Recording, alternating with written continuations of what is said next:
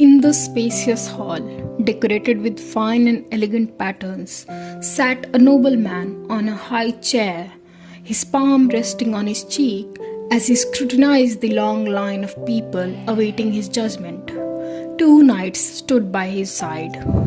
He ordered in a commanding, almost lethargic voice. Next, the man at the front of the line stepped forward and greeted him. It's an honor to meet you. I saw you once during the town festival at the square, Lord Ruan. I don't know if you remember, but I even greeted you back then. But Lord Ruan didn't listen to his rambling anymore. Next, he called. The man flinched. Then the next candidate appeared. It's an honor to meet you, Lord Ruan. I run the largest flower shop in the village. When I heard you were looking for a plant expert, I remembered you once ordered a bouquet from my shop. It was once again the same type of rambling. Ruan was fed up with it. Fine, expensive clothing adorned this young man. He had dark blonde hair and sea green eyes. And yet, because of everything going on, his head throbbed. A flower shop? I have never set foot in one. Hundreds of people have come and gone, yet not a single one feels right. It's all lies. They are all my age. If you're going to lie, at least think it through before trying to deceive me. Damn it. I can't even see their faces anymore. What am I even doing right now? To understand the full story, let's go back into the past. In the Count Marsellion's household, little Ruan was struggling with his studies. The teacher pointed it out gently. Master Ruan, you got the second question wrong. Let us take a moment to calmly recalculate, shall we? But little Ruan couldn't get the question right. He tried again and again. Scratch, scratch, wrong again. He grew flustered and anxious. The reason the second son was suffering like this was simple. It was all because of his older brother, Shane Marsellion. Shane looked strikingly similar to Ruan. Handsome, fair, but sickly. Normally, Shane should have been the one to inherit the family name. But a year ago, his asthma had worsened so much that he couldn't even get out of bed. No matter how thoroughly his room was cleaned, he still suffered attacks. Even the slightest movement left him gasping for air. The doctor declared it to be an incurable disease of unknown origin. That might have been understandable, if only it were not all lies. Shane Marsellion, around his teenage years, coughed. I am sorry, my body is like this. I can't sit for long. I can't even hold a bow. Little Ruan thought his big brother was going to die. He wailed loudly, crying his heart out. He was only 7 years old and stupidly believed it. When the Count and Countess made him understand that Shane was not going to die immediately, he hiccuped, but eventually stopped crying. The Count said, Ruan, Shane is unwell, so you must work hard for both of you. You can do it, right? Little Ruan sobbed. Me?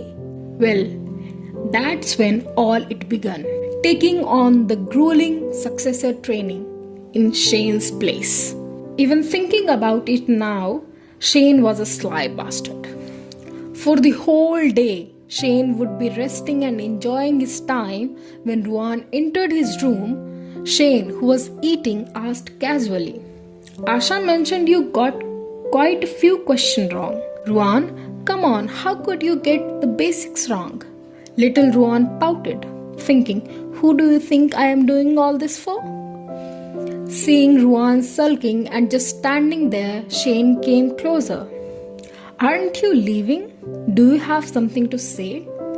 Little Ruan was flustered but answered, Well, it's music class next, but I don't want to play cello, so I ran away.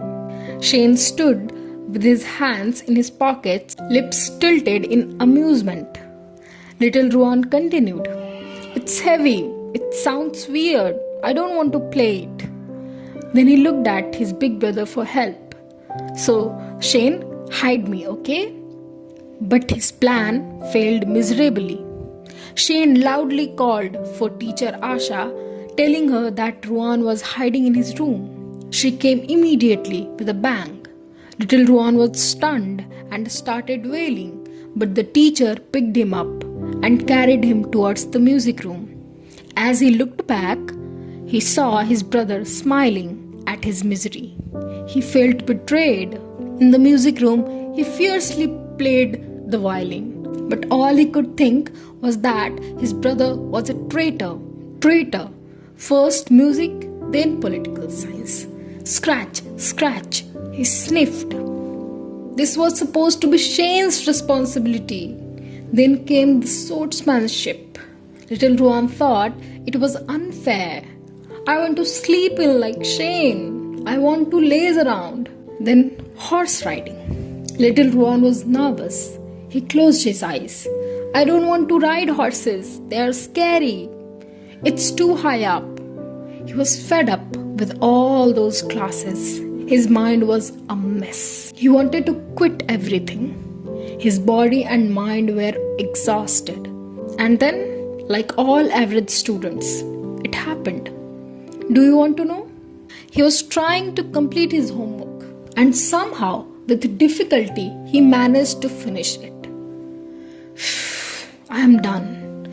But the sentence looks weird. It's fine. I did my best. Made it through another day. He sighed, gripping his hair.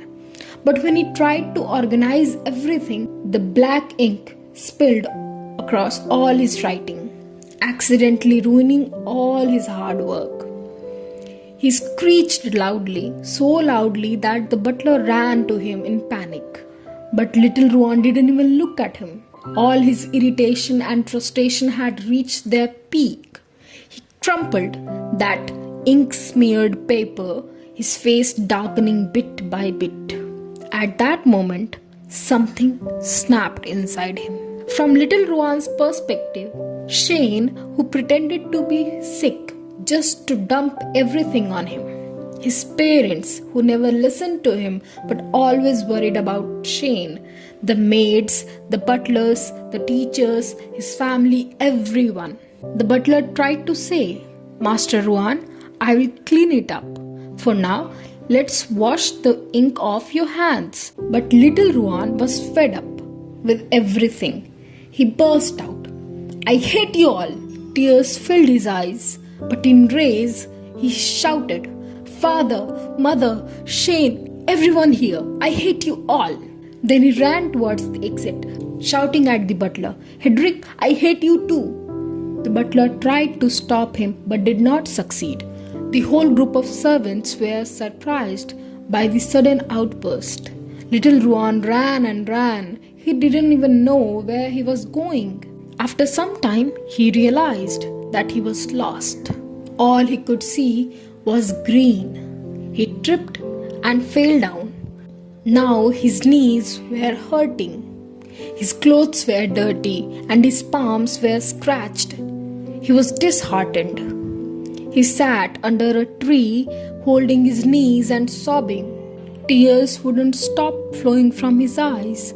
His whole family had cheated him, making him do all those boring and hard things he didn't like.